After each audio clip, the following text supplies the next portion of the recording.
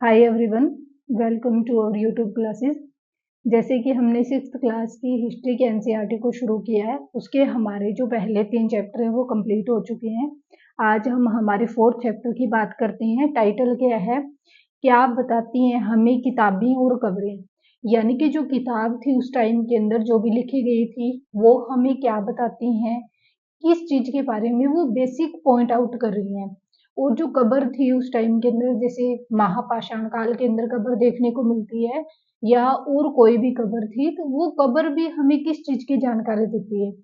जैसे हमने ना एक पीछे वाले टॉपिक के अंदर भी चैप्टर में ये देखा था कि एक कब्र थी, जब उसको खोदा गया तो उस कब्र के अंदर मनुष्य के साथ में बकरी जो थी उस बकरी को दफनाया गया था। क्यों?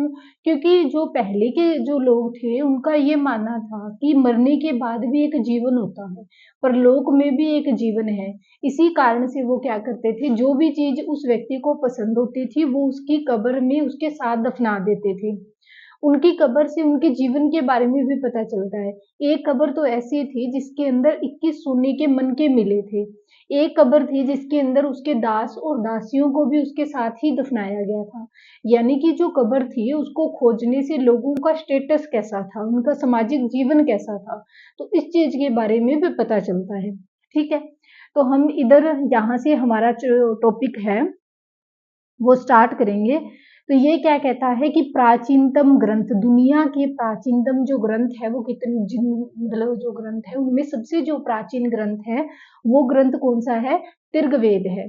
हमने सुना है कि ग्रंथ कितने होते हैं? 4 ग्रंथ होते हैं, तिर्गवेद, सामवेद, यजुर्वेद और अथर्ववेद।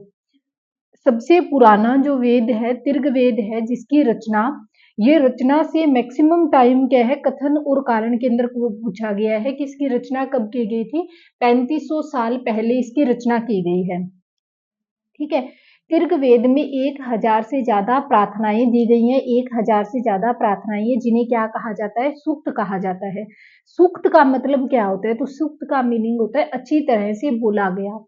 ये भिन्न भिन्न देवी देवताओं की स्तुति में रचे गए थे, यानी कि कोई भी एक पर्टिकुलर देवता के लिए ये नहीं रचे गए थे सूक्त, अलग अलग देवी देवताओं के लिए इनकी रचना की गई थी।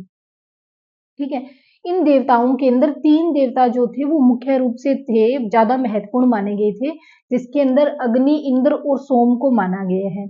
अग्नि आग के देवता को कहा गया, युद्ध का जो देवता है उसे इंद्र कहा गया, और सोम क्या है, एक पौधे को डोनेट किया, मतलब क्या है, एक पौधे को टारगेट किया गया है सोम के नाम से, जिससे एक खास पेय पदार्थ बनाया जाता था।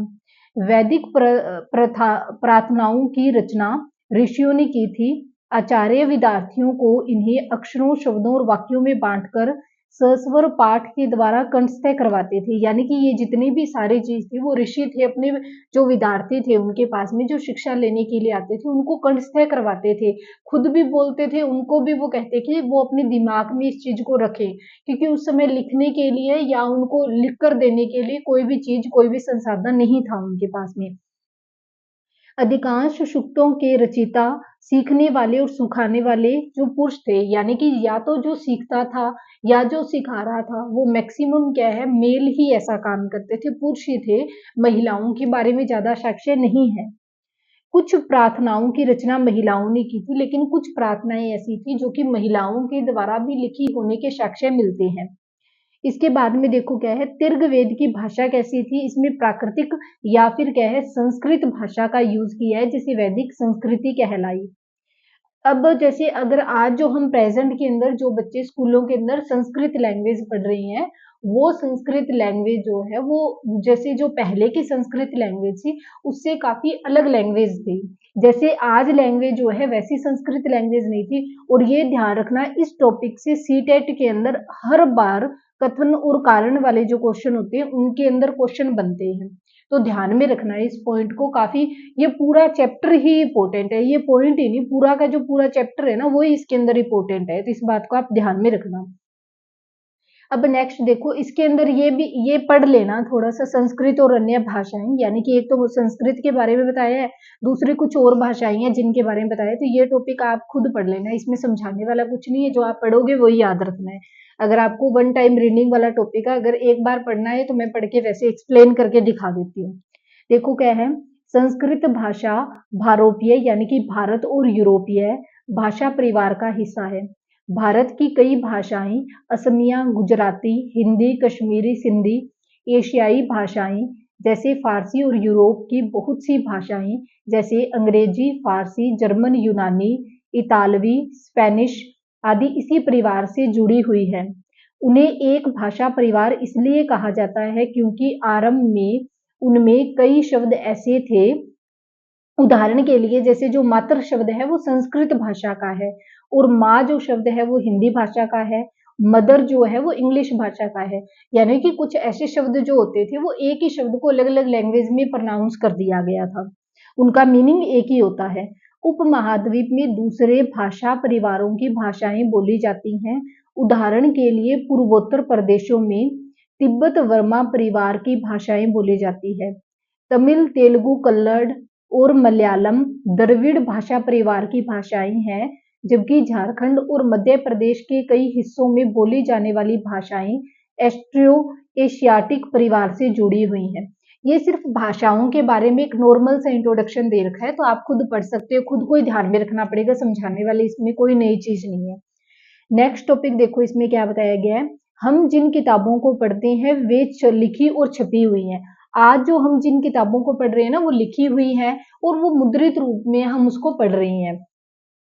तिर्क वेद का उच्चारण किया जाता था और श्रवण किया जाता था, न कि उसे पढ़ा जाता था, क्योंकि पहले इसकी उसको लिखित रूप में नहीं था। ये रचना कई सदियों के बाद इसे पहली बार लिखा गया था। इसे छापने का काम मुश्किल से 200 वर्ष, ये ध्यान में रखना कि तिर्क वेद की जो रचना थी उसको छापने का काम मैक्सिमम कब शुरू हुआ है, तो इसके छापने का जो काम है ये 200 साल पहले ही शुरू हुआ है, ज्यादा लंबा टाइम नहीं है। तिर्क वेद का अध्ययन जो लोग थे वो कैसे करते थे, यानी कि तिर्क वेद को लोग पढ़ने का काम कैसे किया करते थे। इतिहासकार पुरातत्वविदों की तरह ही अतीत के बारे में जानकारी इकट्ठी करते हैं, लेकिन भौतिक अवशेषों के अलावा वे लिखित स्रोतों का भी उपयोग किया करते थे। यानी कि कुछ तो वो भौतिक चीजें, फिजिकल चीजों को यूज करते हैं और कुछ वो देखते हैं कि क्या इसके बारे में कोई रिटर्न के अंदर एविडेंस भी दिया हुआ है या नहीं दिया हुआ है। कुछ वो वहां पर प्रेजेंट के अंदर कोई चीज है, कोई भी उसका साक्ष्य या अवशेष मिला हुआ है, उसको भी देखते थे वो। इसके अंदर देखते हैं कि तिर्क वेद का अध्ययन कैसे होता था। तिर्क वेद के कुछ सूक्त वार्तालाप के रूप में है। विश्वामित्र नामक ऋषि और देवियों के रूप में पूजित दो नदियां व्यास और सतलुज के बीच में यह संवाद एक ऐसे सूक्त का ही अंश है। यानी कि विश्वामित्र नाम के एक ऋषि हैं और दो देवियां हैं जिन्हें नदी के रूप में व्यास और सतलुज के रूप में डोनेट किया गया है, यानी कि उनको बताया गया है, टारगेट किया गया है, उनके बारे में एक संवाद दिया गया है। इस प्रकार के संवाद हमें कहाँ पर देखने को मिलते हैं, तिर्क वेद में देखने को मिलते हैं। जैसे यहाँ देखो क्या बताया गया, विश्वामित्र और नदियों के बीच में क्या मतलब जो वार्तालाप दी है। विश्वामित्र क्या कहते हैं, हे नदियों, आप अपने बिछड़ों को चाटती हुई दो दमकती गायों की तरह दो फुर्तीले घोड़ों की चाल से पहाड़ों के नीचे आओ। इंद्र के द्वारा दी गई शक्ति से सुफ्रुत तुम रथों की गति से सागर की ओर बह रही हो। तुम जल से परिपूर्ण हो और एक दूसरे में मिल जाना चाहती हो। नदियां क्या कहती हैं, जल से परिपूर्ण हम देवियों के बनाए हुए, हम देवताओं के बनाए हुए रास्ते पर चलती हैं। एक बार निकलने पर हमें रोका नहीं जा सकता है। हे ऋषि, तुम हमसे प्रार्थना क्यों कर रहे हो। फिर विश्वामित्र उनके जवाब में क्या कहते हैं, हे बहनों, मुझ गायक की प्रार्थना सुनो। मैं रथों और गाड़ियों सहित बहुत दूर से आया हूँ। कृपा करके अपने जल को हमारे रथों और गाड़ियों की धुरियों के ऊपर ना उठाओ, ताकि हम आसानी से उस पार जा सके। फिर नदियां क्या कहती हैं, हम तुम्हारी प्रार्थना सुनेंगे, जिससे तुम सब सुरक्षित उस पार जा सकोगे। इतिहासकार यह बताते हैं कि यह प्रार्थना उस क्षेत्र में रची गई होगी जहां ये नदियां बहती हैं। वे यह भी सुझाते हैं कि जिस समाज में ऋषि रहते थे वहां घोड़े और गायों को महत्व अधिक दिया जाता था। इसलिए नदियों, ये ध्यान में रखना यहाँ से कि जिस समाज के अंदर यहाँ से ध्यान में रखना, जिस समाज में ऋषि रहते थे वहां पर घोड़े और गायों को ज्यादा महत्व दिया जाता था। इसीलिए जो नदियां हैं उनकी तुलना किससे की गई है, घोड़े और गायों से की गई है। ये ध्यान में रखना, टॉपिक इंपोर्टेंट है। तीर्घवेद की प्रार्थनाओं में अन्य दूसरी नदियां जो है, ये टॉपिक भी यहाँ पर इंपॉर्टेंट है। एक तो ये वाला टॉपिक इंपॉर्टेंट है यहाँ पर कि उनको गायों को घोड़े और गायों की तरह किसको बताया गया, नदियों को। क्यों? क्योंकि उस समय घोड़े और गायों को ज्यादा महत्व दिया जाता था। दूसरा क्या है इसके अंदर, तीर्घवेद के अंदर दूसरी नदियां कौन सी है, सरस्वती, सिंधु, उसकी सहायक नदियों का जिक्र किया गया है। गंगा और यमुना का सिर्फ एक बार जिक्र किया है। और ये लाइन जो है ये सीटेट के एग्जाम में कई बार आ चुकी है कि कौन सी नदी का वर्णन तीर्घवेद में किया गया है, कौन सी नदी का वर्णन ज्यादा किया गया है, कौन सी नदी का वर्णन कितनी बार किया गया है। तो ये डिटेल में लिखी हुई है, इसलिए काफी बार सीटेट के एग्जाम में इस चीज को पूछा गया है कि किस नदी का वर्णन कितना किया गया है और नदियों को इतना महत्वपूर्ण क्यों माना गया है, ये भी इसके अंदर बताया गया है। ठीक है, अगर हम नेक्स्ट टॉपिक की बात करें तो नेक्स्ट टॉपिक है इसके अंदर मवेशी, घोड़े और रथ।